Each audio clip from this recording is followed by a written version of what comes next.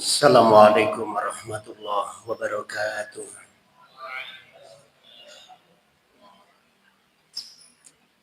Innal hamdalillah wassalatu wassalamu ala nabiyyina wa rasulina Muhammad bin Abdullah wa ala alihi wa ashabihi wa man ihtada bi hadihi ila yaumil qiyamah. Allahumma inna ma yanfa'una anfa'na bima 'allamtana wa zidna ilman wa amalan mutaqabbalan ya arhamar rahimin amma ba'd. Saudaraku sekalian, saudariku sekalian, kaum muslimin wal muslimat yang berbahagia.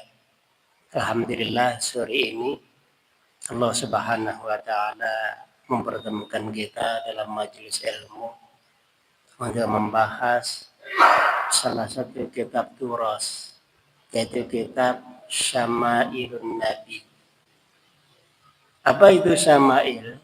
Syama'il itu artinya sifat-sifat yang baik. Siapa yang mengarang atau yang menulis membukukan kitab ini? Beliau adalah Imam Tirmidzi. Atau ada yang mengatakan Imam Tirmidzi.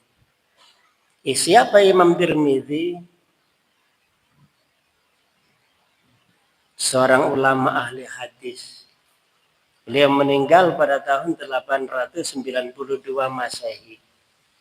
892 Masehi. Kalau tahun Hijriahnya tahun 279 Hijriah. Beliau punya seorang guru, diantaranya Imam Bukhari. Punya guru lagi, diantaranya Imam Muslim. Dan punya guru lagi, diantaranya Imam Abu Dawud. 3 dari gurunya Imam Tirmidzi ini masing-masing adalah ulama-ulama yang sangat hebat dalam bidang hadis. Maka tidak heran kalau kemudian muncul seorang murid yang bernama Imam Tirmidzi ini, yang beliau juga seorang ulama ahli hadis. Nama aslinya Muhammad, julukannya atau kunyahnya Abu Isa. Berarti kemungkinan Imam Muhammad bin Isa ini punya anak namanya Isa. Maka beliau dipanggil dengan Abu Isa. Jadi bapaknya Isa. Jadi Abu Isa Muhammad bin Isa bin Sawrah At-Tirmidzi atau At-Tirmidzi. Di mana letak wilayah Tirmidzi ini? Kira-kira kalau zaman sekarang itu perbatasan antara Uzbekistan dan Afghanistan. Jadi di perbatasan antara Uzbekistan dan Afghanistan, di situ ada satu daerah, satu wilayah yang disebut dengan yang kemudian disebut dengan wilayah Tirmidzi. Maka di situ dan dari situ Imam Muhammad bin Isa ini dinisbatkan. Imam Bukhari dari wilayah Uzbekistan, dari satu kota yang disebut dengan kota Bukhara. Maka beliau dikenal dengan lakabnya Imam Bukhari, dinisbatkan kepada wilayahnya. Seandainya ada dari kalian di kemudian hari yang menjadi ulama besar, tokoh besar, dari mana? Dari Solo. Maka sangat mungkin nanti kemudian diberi nama As-Solowi. Dari Solo. Jadi akhirnya nama Solo ini terkenal. Karena ada seorang tokoh. Dan itu sangat mungkin akan terjadi ya. Saudaraku dan saudariku sekalian yang berbahagia. Kita tidak akan perpanjang lebar tentang siapa beliau Imam Tirmidzi. Karena untuk mencari datanya sangat mudah. Tinggal kita nanya di internet, di YouTube itu sudah banyak tentang beliau Imam Tirmidzi ini. Nah, yang nanti akan kita bahas ini lebih kepada syama'il, sifat-sifat An-Nabawi yang dinisbatkan kepada Nabi kita, Nabi Muhammad SAW. Kenapa kita perlu belajar as-syama'il, sifat-sifat baik Rasulullah SAW? Pertama, cinta kepada Rasulullah ini adalah kewajiban syar'i.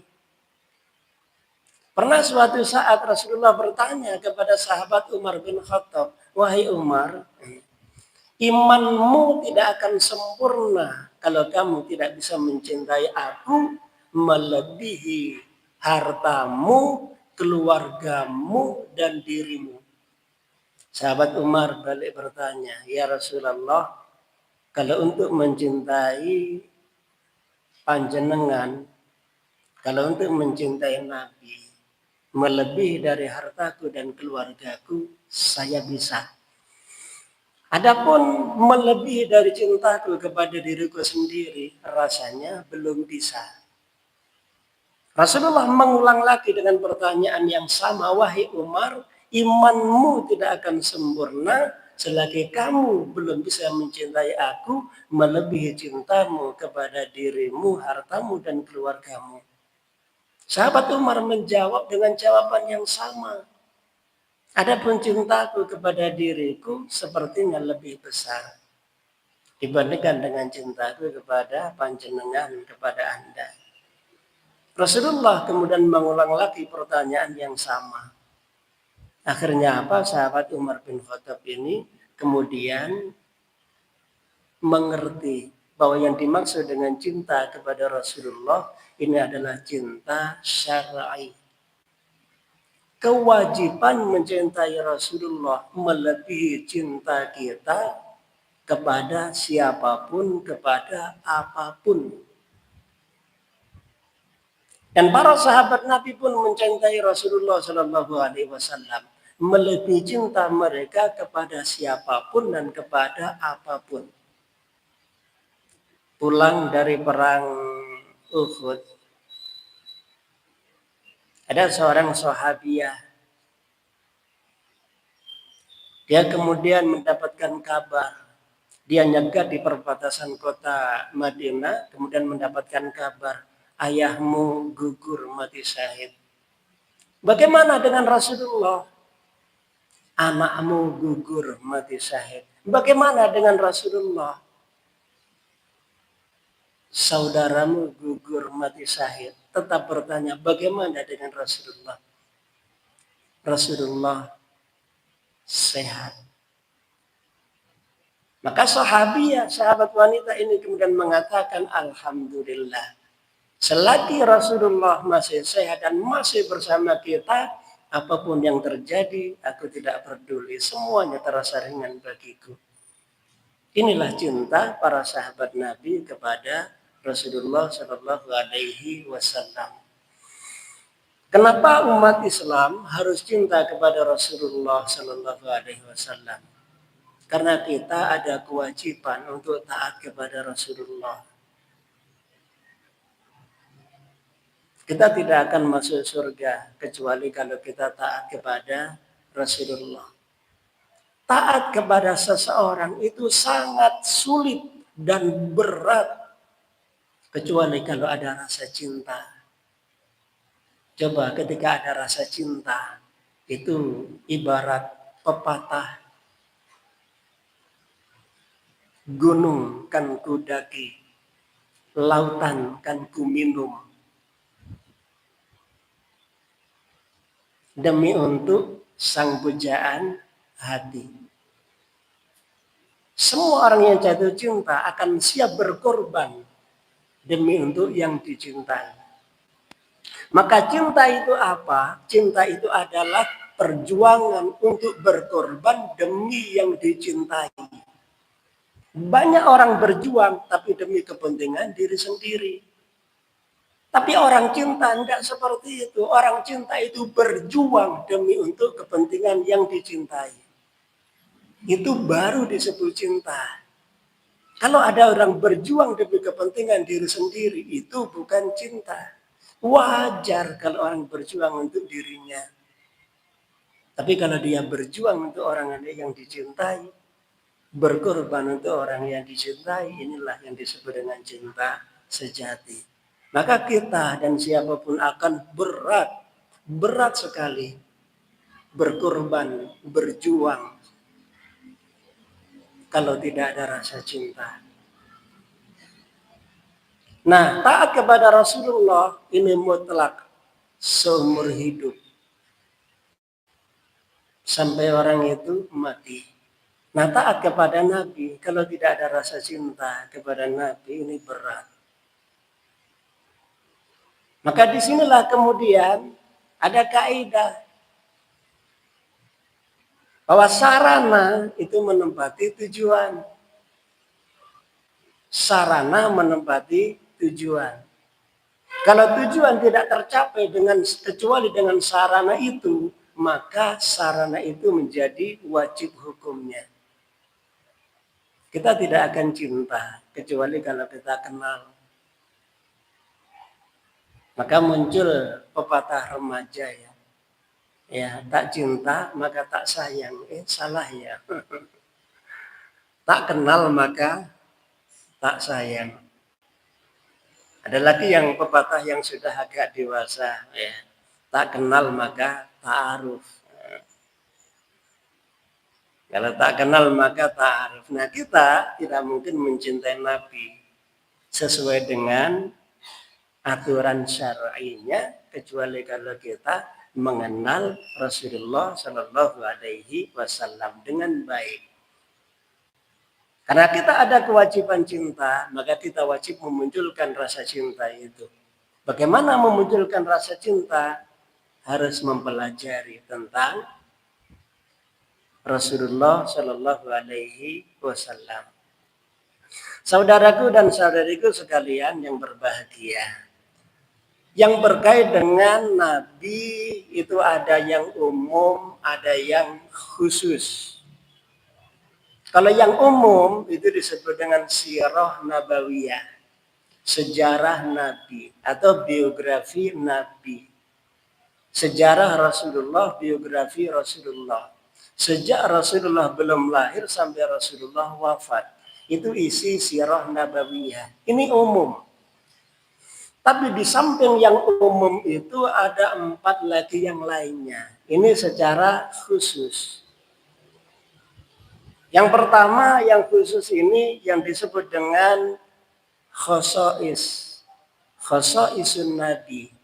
Kekhususan Rasulullah Shallallahu Alaihi Wasallam. Kita bisa nyari di internet itu kekhususan Rasulullah itu sampai 2 jilid. Lengkap dengan penjelasannya. Salah satu kekhususan Rasulullah adalah wajulat liyal ardi masjidan wa tahura.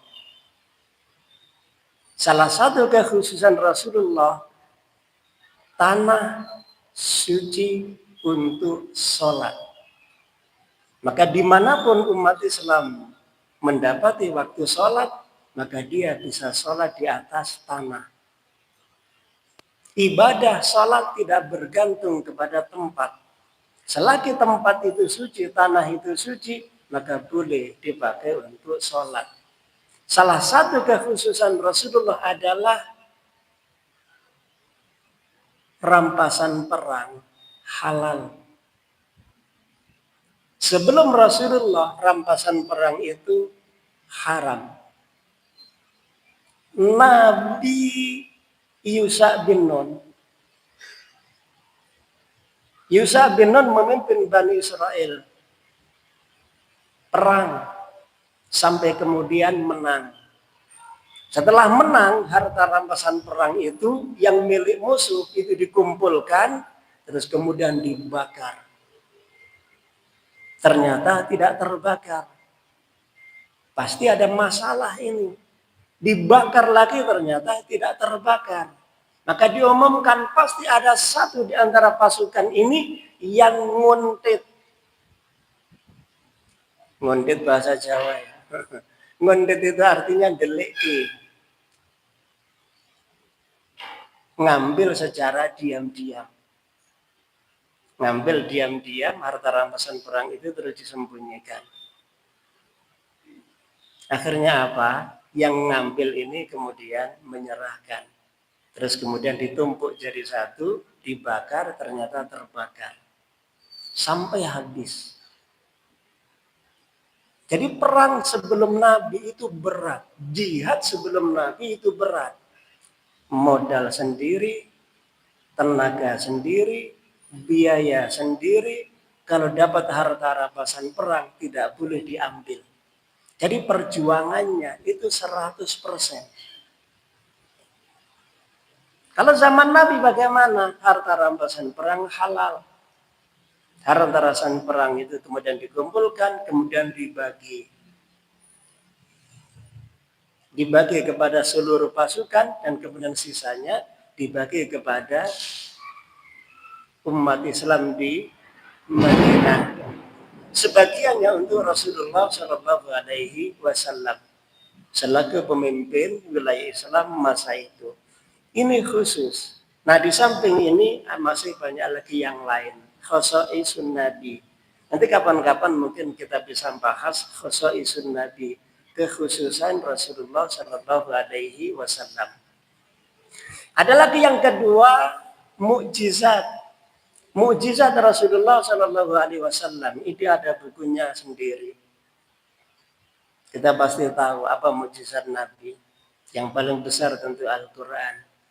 Terus kemudian tangan Rasulullah bisa mengeluarkan air. Tangan Rasulullah bisa memperbanyak makanan.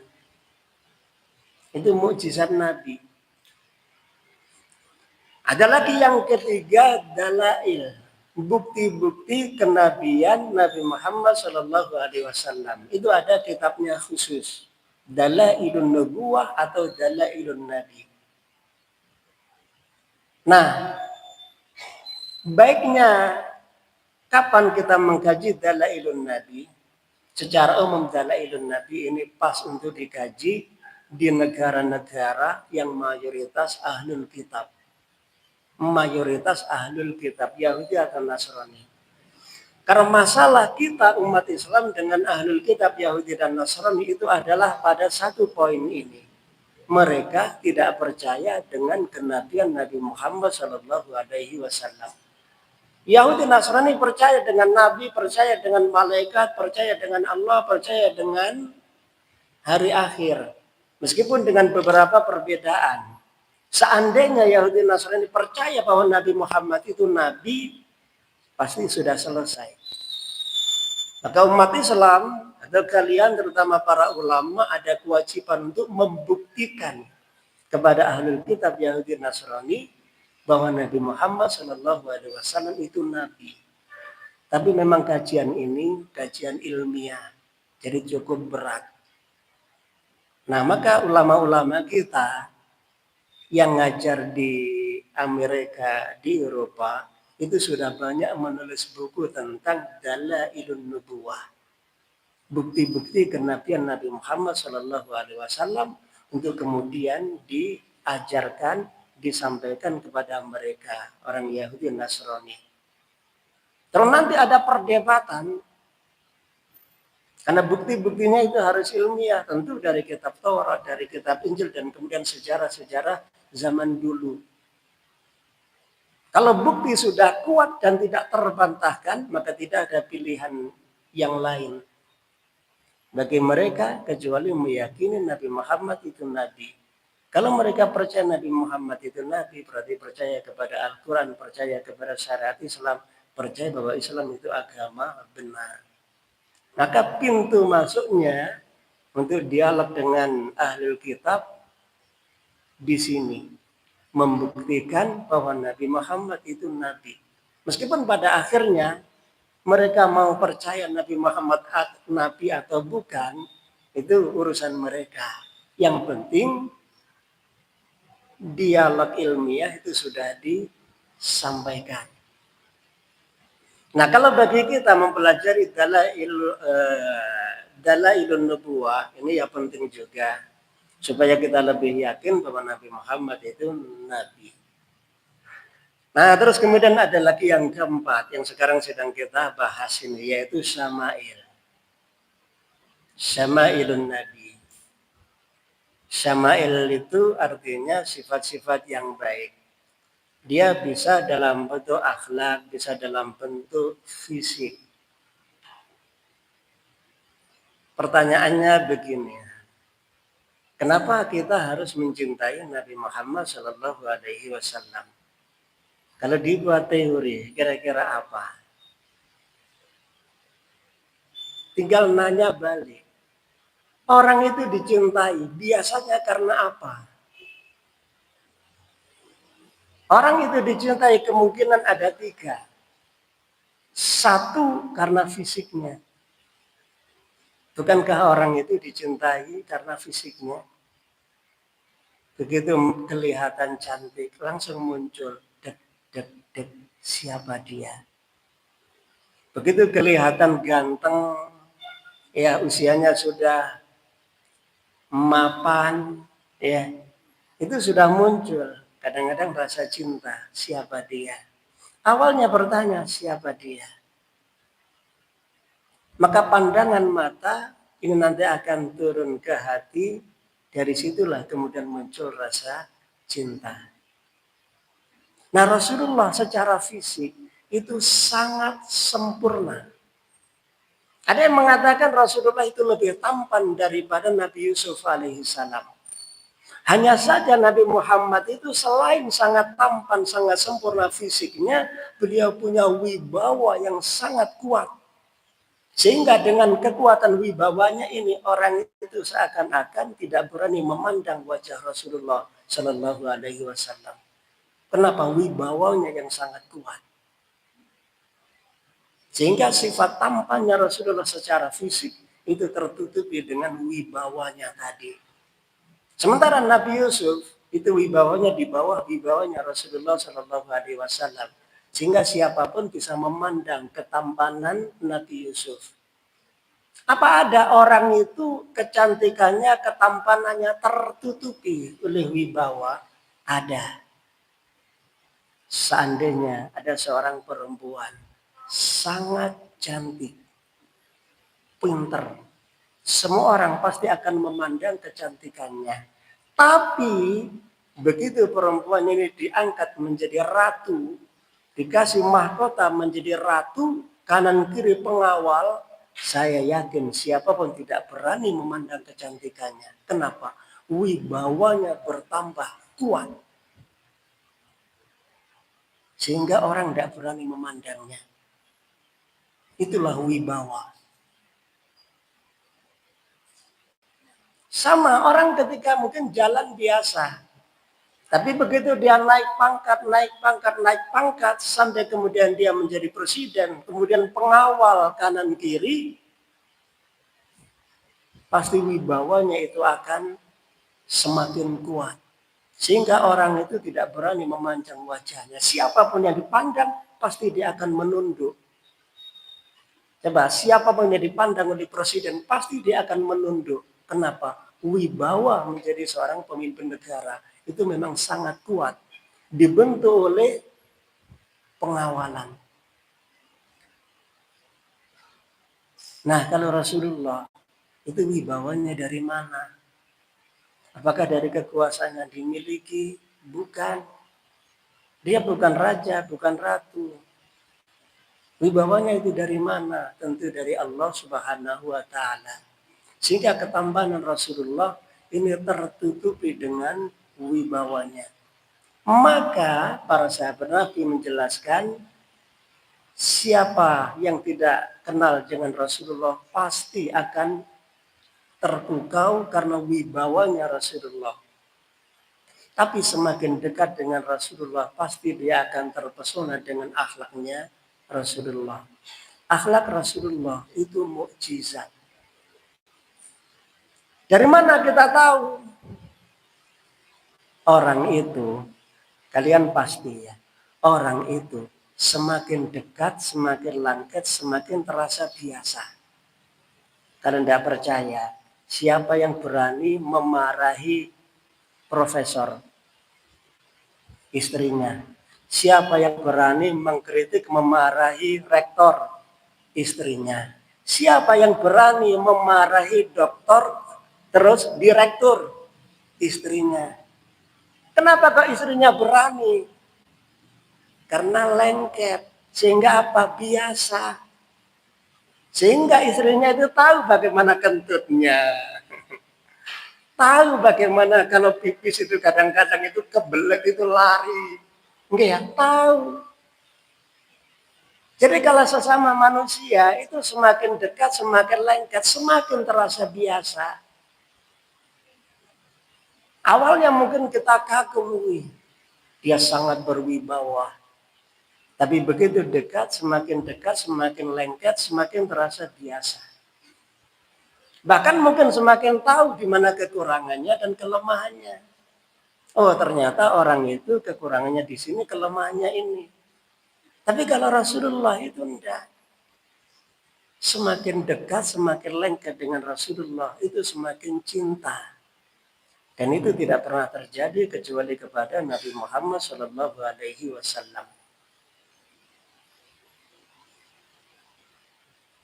Maka akhlak Rasulullah sendiri itu mukjizat. Ada enggak sahabat Nabi yang kemudian setelah lengket dengan Rasulullah, dekat dengan Rasulullah, kemudian pergi meninggalkan Rasulullah, mencaci Rasulullah? Enggak ada. Tapi kalau manusia biasa, banyak. Sahabat sejak remaja, sahabat sejak kecil, begitu dewasa terjadi perselisihan, udah persahabatan 40 tahun hilang. Padahal sudah 40 tahun, itu banyak. Ya itulah orang manusia biasa. Tapi kalau Rasulullah bersahabat setahun, 2 tahun, bahkan tidak sampai tahunan. Mungkin hanya beberapa hari itu sudah lengket dengan Rasulullah. Maka akhlak Rasulullah ini mukjizat. Nah, kita cinta dengan Rasulullah, para sahabat Nabi, umat Islam cinta kepada Rasulullah ini wajar karena Rasulullah itu memang sangat tampan. Dan kemudian akhlaknya Rasulullah itu luar biasa. Siapapun yang fisiknya bagus, siapapun yang akhlaknya bagus, pasti akan dicintai. Ditambah lagi, satu lagi. Ini yang menyebabkan siapapun umat Islam harus mencintai Rasulullah. Apa itu? Cinta Rasulullah kepada umatnya. Ada ndak orang itu yang berjuang untuk berkorban demi umat orang lain, demi umatnya? Ndak ada. Ada orang berkorban, itu biasa. Tapi kalau berjuang untuk berkorban demi orang lain, itu hanya Rasulullah SAW. Yang umum itu malah mengorbankan orang lain demi kepentingan harta, demi kepentingan tahta, demi kepentingan pria.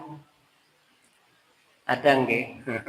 Nah, kalau laki-laki berarti mengorbankan apapun dan siapapun demi kepentingan untuk mendapatkan apa. Kalau laki-laki wanita, ya. Kalau perempuan pria.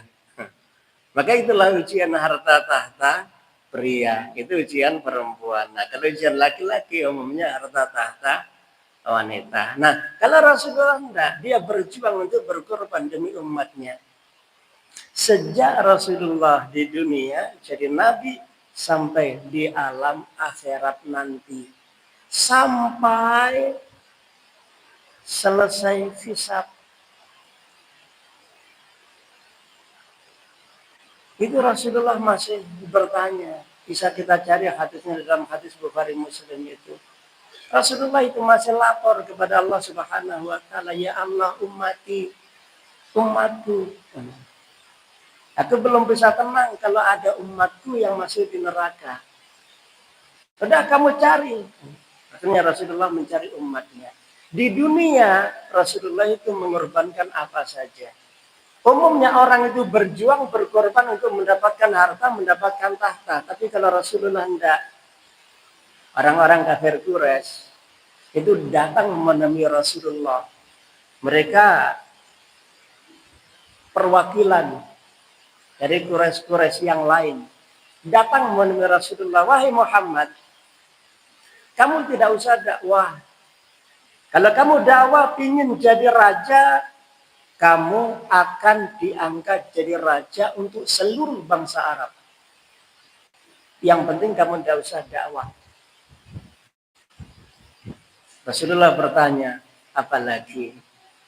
Hai Muhammad, kalau kamu tidak cukup hanya segera jadi raja, ingin jadi orang terkaya, oke, siap. Kami orang-orang kaya di seluruh Arab akan urunan. Kemudian diberikan kepadamu supaya kamu menjadi orang terkaya di Arab. Ada lagi.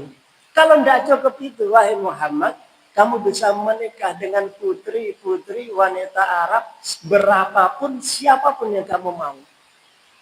Sehingga kamu akan menjadi orang terkaya, orang paling terhormat, menjadi raja di atas raja, dan kemudian segala bentuk kemewahan kamu punya. Ada lagi enggak yang lain? Tawarannya. Ada. Barangkali kamu kena penyakit jiwa. Yang sekarang lagi marak ini penyakit bipolar.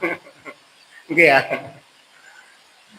Barangkali kamu kena penyakit jiwa. Kalau kamu kena penyakit jiwa, maka wahai Muhammad, kamu siap mencari dukun, tabib, atau siapapun yang kamu mau. Yang penting bisa menyembuhkan kamu dari penyakit jiwamu. Ada lagi enggak yang lain? Tidak ada itu. Akhirnya apa? Rasulullah Shallallahu Alaihi Wasallam menolak semua tawaran itu. Jadi raja di atas raja ditolak.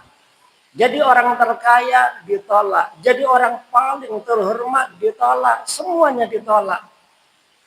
Akhirnya apa? Justru Rasulullah Shallallahu Alaihi Wasallam dari orang kaya, punya istri kaya, semua kekayaan itu habis untuk dakwah, mengajak manusia masuk surga. Rasulullah punya rumah masih tersisa di Mekah, punya anak istrinya, saudaranya ditinggal untuk kemudian hijrah ke Madinah. Dan itu paling berat, meninggalkan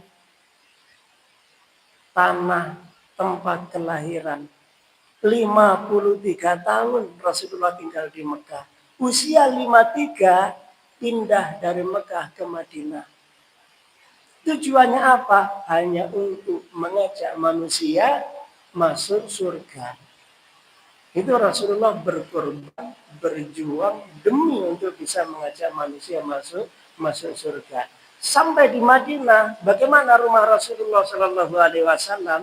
Bisa dilihat bagaimana rumahnya Aisyah radhiyallahu anha.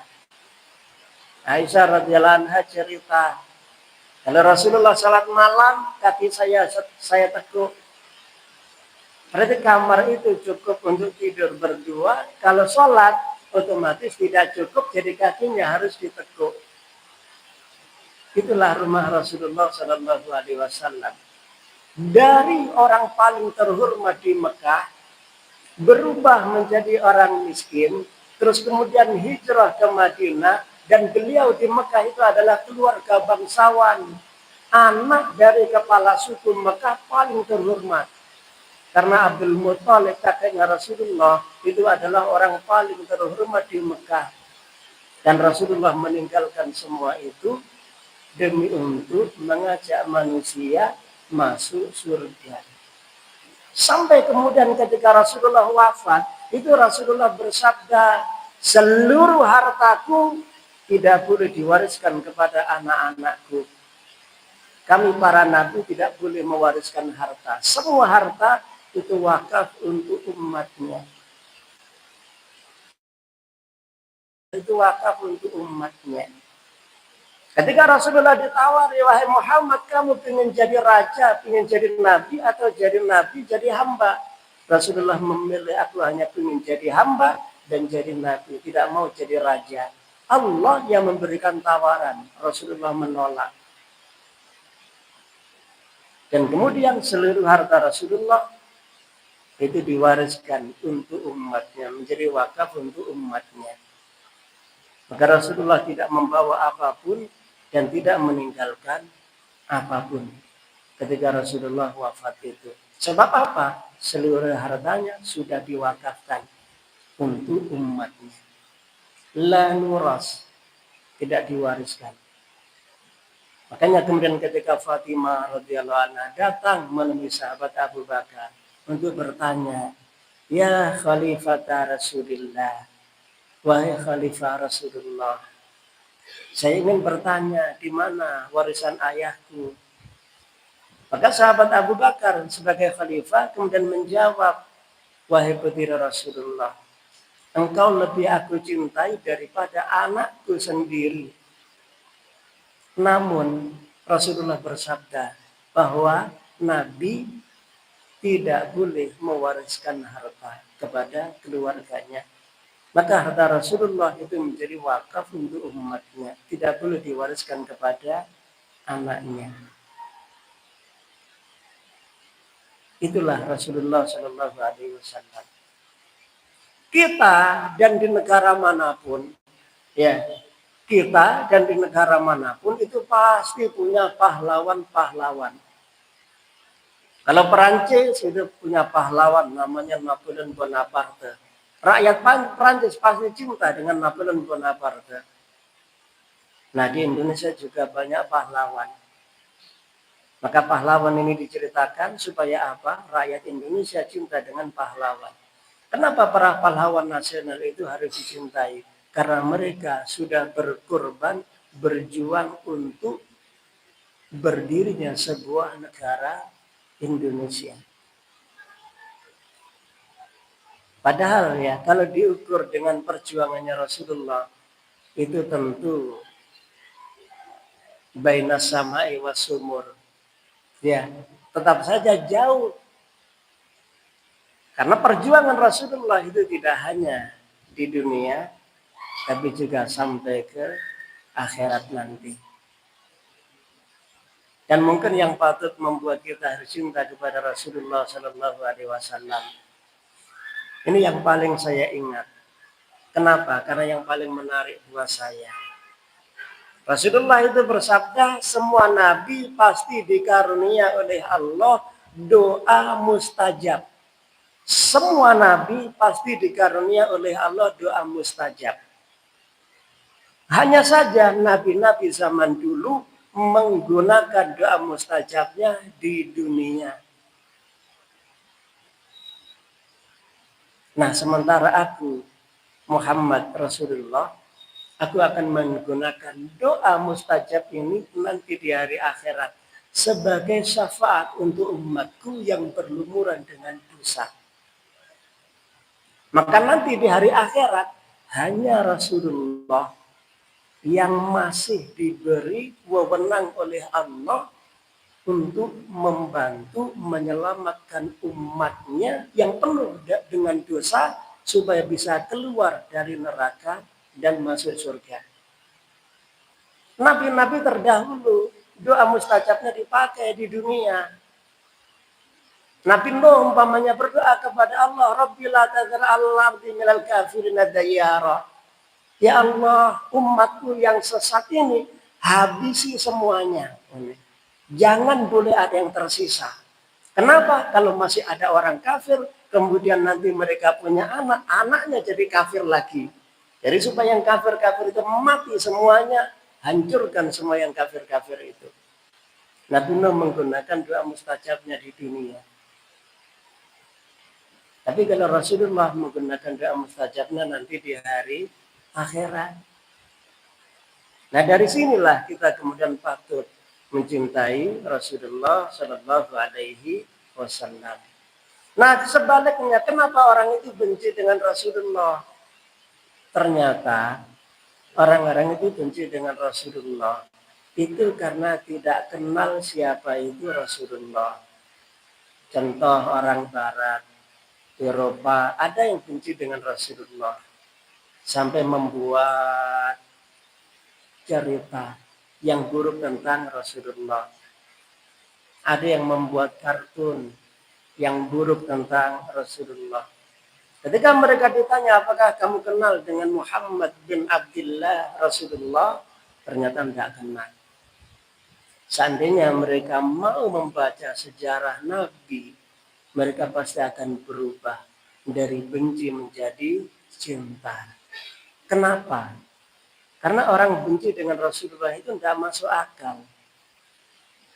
Orang benci itu kan biasanya karena yang dibenci ini merugikan. Iya kan? Mengambil hartanya atau mengambil jatah jabatannya atau merusak masa depannya? Ternyata enggak. Maka kenapa mereka benci dengan Rasulullah? Jawabannya adalah karena mereka tidak kenal dengan Rasulullah Shallallahu Alaihi Wasallam. Nah, disinilah kemudian kita penting untuk mengenal Nabi Muhammad Shallallahu Alaihi Wasallam. Kita mulai, kita baca untuk hari ini satu hadis ya. Bunyi hadisnya ini haddatsana Abu Raja telah bercerita kepadaku. Aku di sini adalah Imam Tirmidzi. Abu Raja Qutaibah bin Sa'id an Malik bin Anas an Rabi'ah bin Ubay Abdurrahman an Rabi'ah bin Abi Abdurrahman an Anas bin Malik, dari sahabat Nabi Anas bin Malik, annahu sami'ahu yaqulu, karena ada Rasulullah Shallallahu Alaihi Wasallam laisa bitawilil ba'in. Rasulullah secara fisik itu tidak panjang sekali, tidak tinggi sekali. Rasulullah itu agak tinggi, tapi tidak tinggi sekali. Karena kalau ada orang menjulang tinggi, itu kelihatannya tidak ideal. Wala bil qasir, Rasulullah itu tidak pendek. Wala bil abyatil amhab, Rasulullah itu tidak putih sekali. Abyad putih, amhab itu artinya putih sekali, atau syadidul bayad. Kenapa? Karena kalau laki-laki kulitnya itu putih sekali, itu tidak ideal. Ya putih, tapi tidak putih sekali. Wala bil adam. Jadi Rasulullah itu kulitnya tidak coklat. Tidak coklat berarti ya kayak orang Arab pada umumnya. Agak putih. Kalau coklat itu rata-rata orang Asia Tenggara. Wala bil ja'dil qatati, Rasulullah itu tidak berintik. Berintik itu kayak rambutnya orang Afrika. Berintik. Al-ja'd, al-qatat. Kalau rambut lurus itu sisirnya biasa. Tapi kalau rambut berintik itu sisirnya kayak garpu. Jadi saya dulu punya teman-teman yang rambutnya itu berintik, sisirnya itu kayak garpu. Terus kemudian dimasukkan di rambut, terus nanti ditarik keluar. Jadi nyisirnya bukan begini, tapi dimasukkan terus ditarik keluar. Supaya apa? Tidak lengket dengan kulit rambutnya itu. Jadi sisirnya itu beda. Kenapa kan tidak pakai sisir seperti ini? Kalau pakai sisir seperti itu tidak bisa. Tidak bisa jalan.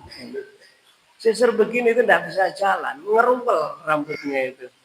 Jadi sisirnya itu begini. Agak longgar, dimasukkan di bawah terus ditarik. Ditarik ke atas, ditarik keluar. Itu rambutnya. Jadi saya dulu waktu kuliah di Arab itu punya teman-teman dengan berbagai macam benua. Ada yang dari Afrika. Jadi saya kalau ketemu sama orang Afrika paling putih. Kenapa? Karena teman Afrika ini kalau pas ngantri makan terus lampu mati enak. Coba yang Afrika meringis ini. Itu nanti terus kelihatan putih tinggal ada orang berarti. Kenapa? Karena gelap ketemu gelap. Tapi kalau yang Eropa badannya sudah putih kelihatan. Yang Afrika tinggal meringis saja. Sudah nanti kelihatan ada orang. Kenapa? Karena hitam. Ya. Tapi saya pernah nanya, kamu kalau nyari istri, nyari yang putih apa yang hitam? Yang hitam. Nah kenapa? Semakin hitam itu semakin cantik. Wow. Ya itulah Afrika. Ya beda. Kalau orang Afrika ya tadi nyari suami juga sama, yakin. Cuman saya tidak punya teman perempuan yang dari Afrika. Yang saya punya itu yang laki-laki. Jadi kalau saya tanya nanti kamu nyari istri yang hitam apa yang putih? Jawabannya sauda, yang hitam. Nah, terus rambutnya Rasulullah itu wala bisabti. Rambutnya Rasulullah itu tidak lurus. Jadi tidak keriting, tidak lurus. Berarti kira-kira itu ikal bergelombang. Ikal bergelombang. Itu rambut ikal bergelombang ya. Rambut berintik itu kalau panjang jelek. Jadi kalau panjang itu kayak seperti orang pakai helm. Rambutnya itu naik ke atas. Tapi kalau rambut lurus bagi laki-laki itu juga nanti sampai terlalu ke bawah. Tapi kalau rambut itu ikal bergelombang itu nanti kalau panjang kelihatannya indah, kalau pendek kelihatannya indah. Ikal bergelombang. Jadi kalau panjang ya bagus, pendek juga bagus. Nah, saya dulu punya teman itu yang rambutnya bergelombang. Itu rata-rata itu orang Arab yang keturunan Indonesia. Atau sebaliknya, Afrika nikah sama Arab. Itu nanti wajahnya jadi agak putih, terus kemudian rambutnya itu jadinya bergelombang. Antara lurus dan berintik. Nah, kenapa Rasulullah itu rambutnya ikal bergelombang? Ya, karena Rasulullah itu kan punya darah Babilonia. Dari Nabi Ibrahim alaihissalam. Nah, sementara Arab itu rambutnya agak berintik-berintik sedikit. Maka Rasulullah itu rambutnya tadi. Secara umum orang Arab seperti itu rambutnya. Nah, wala bisabdi ba'athahullahu ta'ala ala ra'si arba'ina sana. Allah mengangkat beliau menjadi nabi pada usia 40 tahun. Tahunnya tahun berapa? 610. Jadi Rasulullah lahir 571 Masehi, terus 40 tahun kemudian berarti 610 jadi nabi, terus ditambah 13 tahun hijrah ke Madinah. Berarti 623 hijrah ke Madinah. Ditambah 10 tahun wafat. Berarti 633 Rasulullah wafat.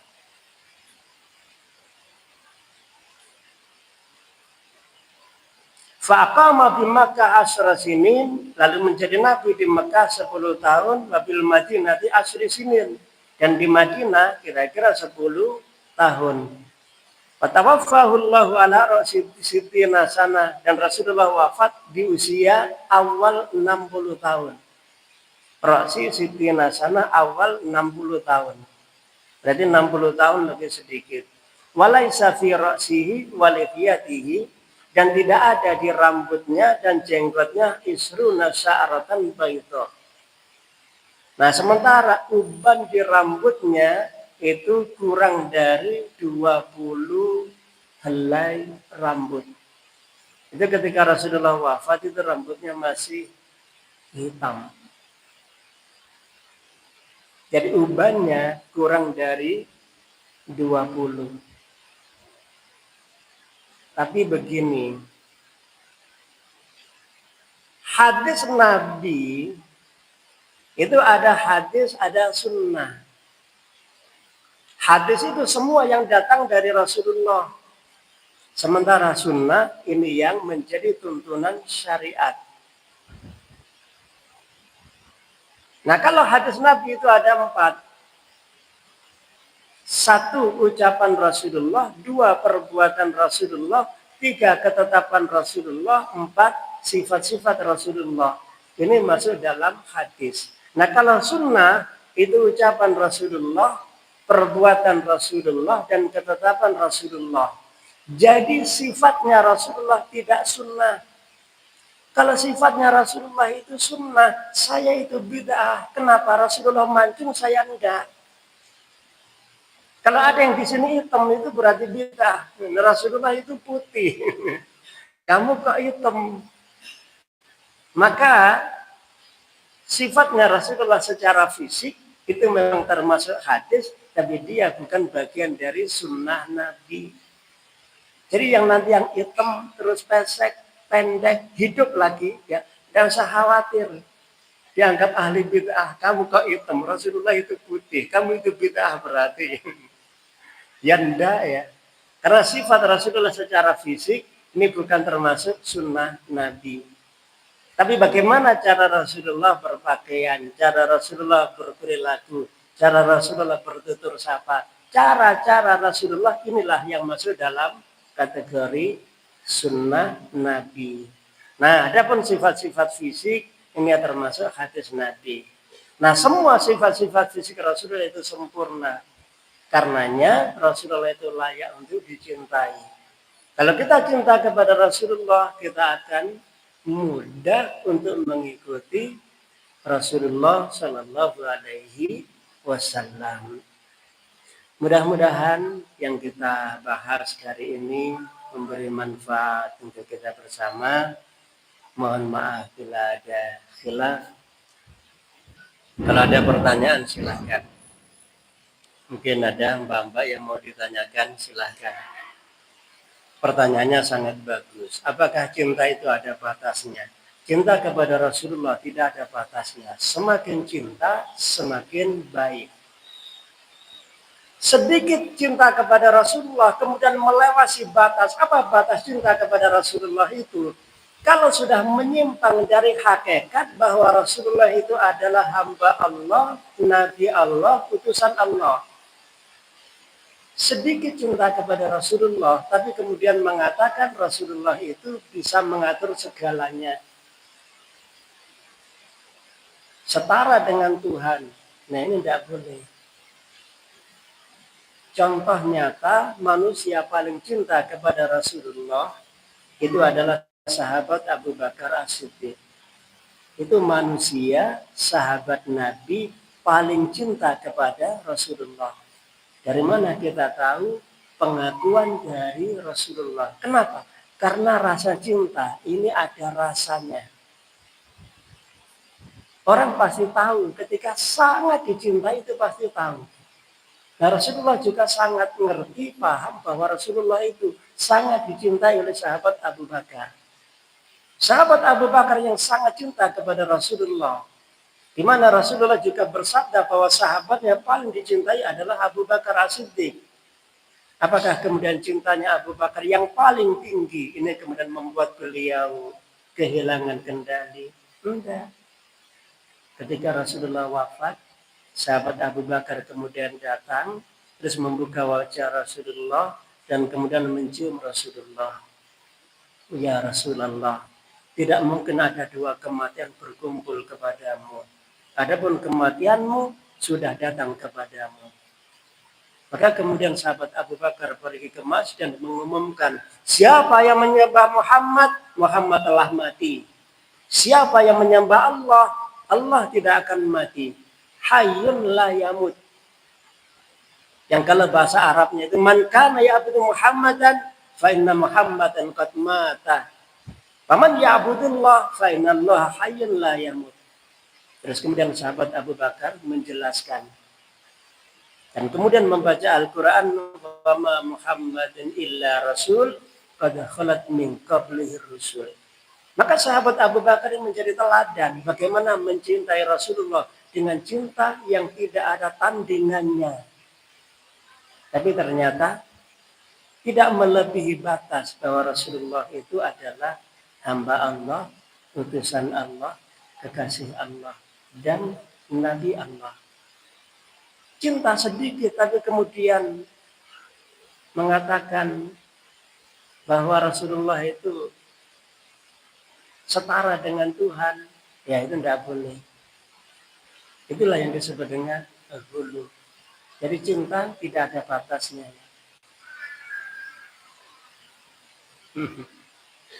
Wallahu a'lam. Monggo ada lagi. Nah, kalau tidak ada, alhamdulillah. Saya cukupkan ya. Dan saya akhiri lagi. Assalamualaikum warahmatullahi wabarakatuh.